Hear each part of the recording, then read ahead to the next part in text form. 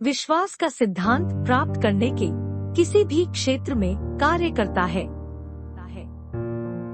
विश्वास के इस सिद्धांत की सच्चाई को समझ लेने से मुझे बाद में पवित्र आत्मा का बपतिस्मा पाने में भी मदद प्राप्त हुई। जब मैंने देखा कि पवित्र आत्मा का बपतिस्मा पाने के विषय में परमेश्वर का वचन क्या कहता है, क्योंकि मैं इस विश्वास के सिद्धांत को जानता था, मैंने रुककर यह नहीं कहा, क्या मेरे पास इतना विश्वास है कि मैं पवित्र आत्मा पाऊं? या काश मेरे पास इतना विश्वास होता कि मैं पवित्र आत्मा को प्राप्त कर सकता। मैंने अब विश्वास के रहस्य को, विश्वास के सिद्धांत को सीख लिया था और इसलिए मैं उसके अनुसार चला। मैंने केवल यह कहा, मैं अभी इसी समय फुल गॉस्पेल सुसमाचार प्रचारक के घर जाऊंगा और पवित्र आत्मा प्राप्त करूंगा। मैं वहां गया और मैंने प्रचारक के दरवाजे पर खटखटाया और उनसे कहा, मैं यहाँ पर पवित्र आत्मा पाने के लिए आया हूँ। मैंने कहा, मुझे पाने में ज्यादा समय नहीं लगेगा। यदि आप विश्वासी हैं, तो आपको ज्यादा समय नहीं लगेगा। यदि आप आगे बढ़कर पवित्र आत्मा के इस वरदान को ग्रहण करेंगे जो पहले से प्रत्येक विश्वासी को दिया गया है। प्रे काम 1 का 8, 2 का 38, 39। पवित्र आत्मा पाने के लिए आशा को विश्वास में बदलना। मैं सन 1950 में कैलिफोर्निया के पोमोना में एक सभा लेने आया था और वहाँ पर एक 83 वर्ष का बुजुर्ग पवित्र आत्मा पाने के लिए आगे आया। मुझे मालूम हुआ कि वह 50 वर्षों से पवित्र आत्मा की खोज में था। वस्तुतः उसने मुझसे कहा, भाई हेगेन, मेरी पत्नी ने 50 वर्ष पहले लॉस एंजेल्स के पुराने अजूसा स्ट्रीट मिशन में एक बेदारी के दौरान पवित्र आत्मा का बपतिस्मा प्राप्त किया। उसने आगे कहा, कुछ लोगों ने कहा है कि हर एक व्यक्ति जो वहाँ पर गया उसने पवित्र आत्मा पाया, परंतु मैं 3 वर्ष तक उन पूरी सभाओं में जाता रहा। दिन में 3 सभा में हिस्सा लेता रहा। मैं प्रत्येक सभा में गया। मैंने हर बार पवित्र आत्मा को पाना चाहा और मैंने नहीं पाया। जब मैंने दूसरी बार उस पर हाथ रखा, तब पवित्र आत्मा के प्रकाशन के द्वारा मैं अपनी आत्मा में जान गया कि समस्या कहाँ पर है। वह पवित्र आत्मा पाने की आशा कर रहा था। वह विश्वास में नहीं था, परंतु मैंने यह भी देखा कि मैं इस बात को स्वीकार करने के लिए उसे राजी नहीं कर पाऊंगा। वह उस बात पर विश्वास नहीं कर पाता। कभी कभी आप बता सकते हो कि लोगों के साथ क्या समस्या है, परंतु उन्हें कौन सी बात रोकती है, इसे जानकर आप यह नहीं कह सकते कि वे पाने के लिए तैयार हैं। परंतु वह रात और दिन आता रहा और मैं वचन पर प्रचार करने लगा। मैंने आशा और विश्वास के बीच के भेद पर शिक्षा दी। अंत में वह उस सत्य को जान गया। मुझे यह बड़ी अजीब बात लगी कि वह 1 सप्ताह तक मेरी शिक्षा को सुनता रहा और फिर भी उसे समझ नहीं पाया। उसे बार बार सुनने की जरूरत थी। यही कारण है कि मैं कुछ सच्चाइयाँ बार बार सिखाता रहता हूँ। एक बार बताने से लोग समझ नहीं पाते। 10 दिन के बाद सुबह की सभा के अंत में यह 83 वर्ष का बुजुर्ग मेरे पास, मैंने पहले सप्ताह ही विश्वास पर सिखाया है, परंतु दूसरे सप्ताह मैं उसी शिक्षा को दोहरा रहा था।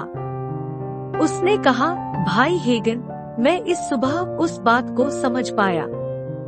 मैं अभी जान गया हूँ कि मैंने क्यों पवित्र आत्मा नहीं पाया। मैंने कभी विश्वास की नहीं किया। मैं 50 वर्ष तक यह आशा करता रहा कि मुझे पवित्र आत्मा मिलेगा। मैंने कहा, मैं जानता हूँ भाई। जब मैंने दूसरी बार आप पर हाथ रखकर प्रार्थना की, तभी मैं जान गया।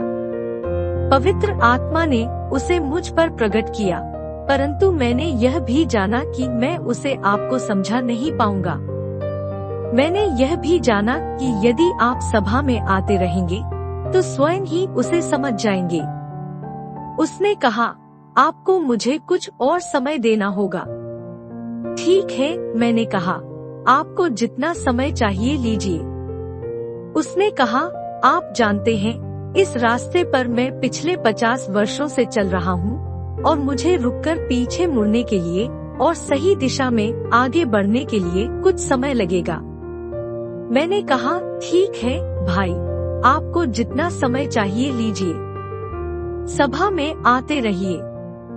उसने कहा, हम यहाँ प्रत्येक सभा में आते रहेंगे, रात और दिन। मैंने कहा, ठीक है, आते रहिए और आपकी आशा विश्वास में बदल जाएगी। आप भी इस बात को जानेंगे और मैं भी जानूंगा। उसके बाद आप पवित्र आत्मा का बपतिस्मा पाएंगे।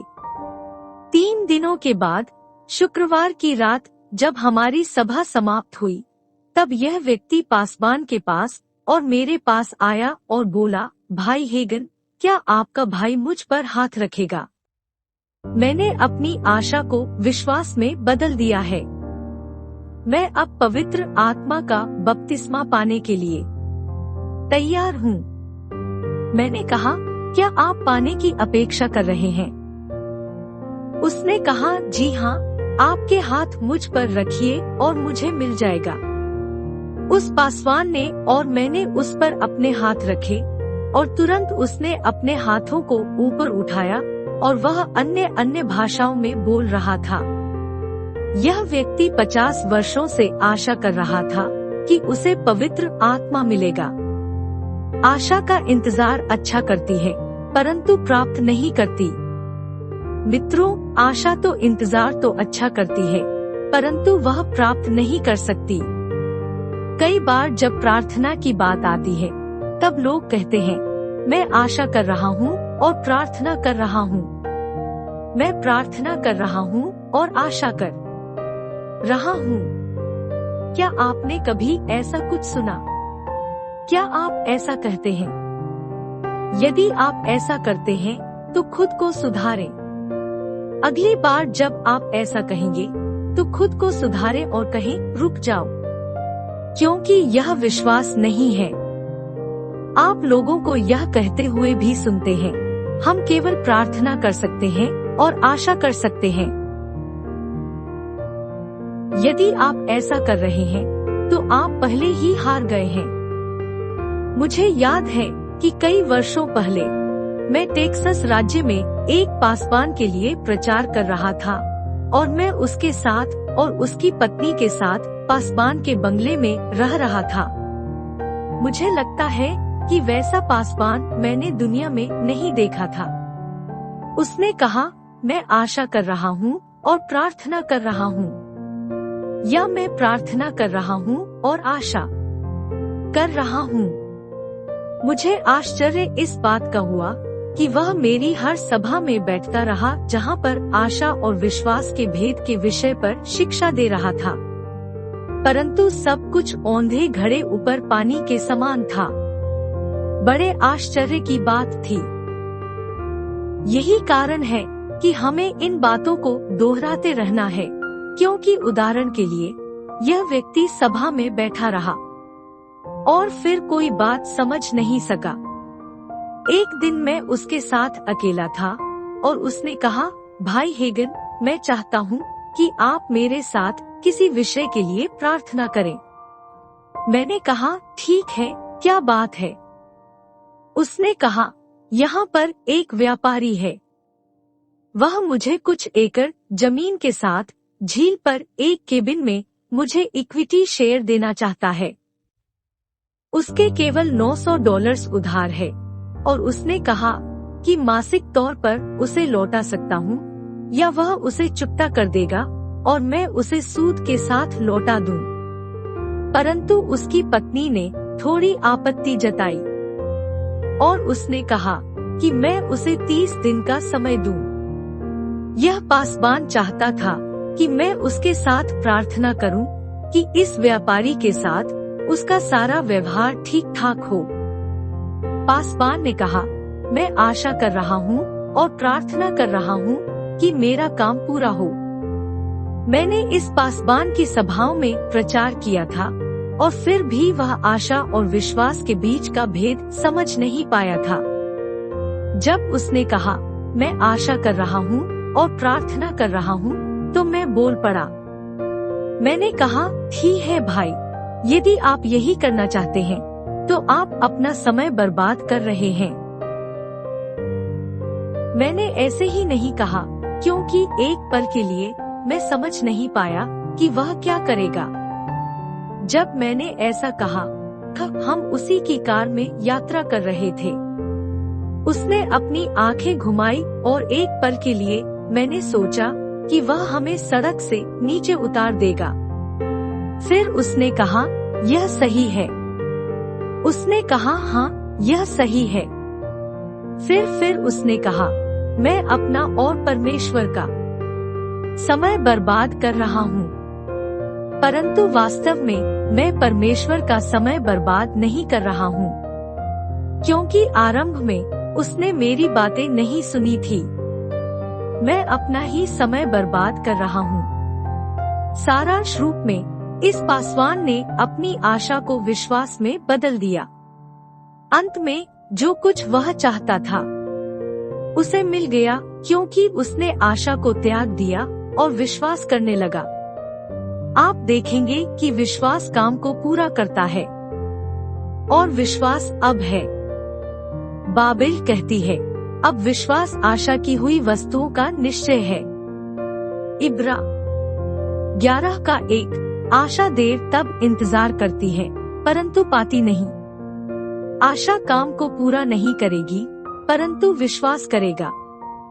परमेश्वर ने अपने वचन में जिस बात की प्रतिज्ञा की है उसे विश्वास प्राप्त करेगा, चाहे वह उद्धार हो, चंगाई हो, पवित्र आत्मा का बपतिस्मा हो या जो कुछ भी आपको परमेश्वर से पाने की जरूरत है।